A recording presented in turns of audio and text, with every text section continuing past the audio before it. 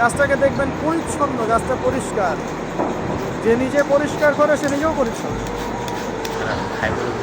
জমিনের মধ্যে দেখবেন মৃত জমি, বৃষ্টি পড়লো সজীব হয়ে উঠল, সবুজ ধান ক্ষেত।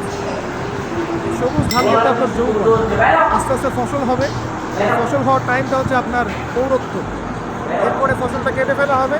এই ফসলটা আপনার ভালো কাজ আমলে সরে এটাকে রেখে দেওয়া হবে, বাকিটাকে হলুদ বর্ণের খড়কুটো এটাকে জ্বালিয়ে দেওয়া হবে। এই যে ধান গজানো একটা সিজন গেল, এর মধ্যে আপনার দুনিয়ার জীবনের হায়াতের রূপকথা আছে। পাহাড়কে দেখেন, পাহাড় বিশালতা নিয়ে দাঁড়িয়ে থাকে। ওর গায়ে যতই ঢিল মারেন, লাথি মারেন, সমালোচনা করেন, সে লড়বে না তার জায়গা থেকে, থাকবে।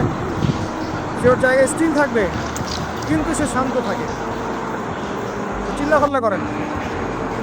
তাই যারা সাহসী বীর তারা বেশি কথা বলে না, শান্ত থাকে।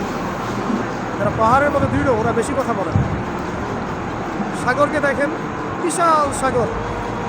কক্সবাজারে যান, সাগরকে বিশাল সাগর গর্জন করছে, ভিতরে অনেক সম্পদ, অনেক মাখলুক আছে। আপনি সামনে গিয়ে দাঁড়ান, বিনয়ের সাথে আপনার পা ধুয়ে দিন।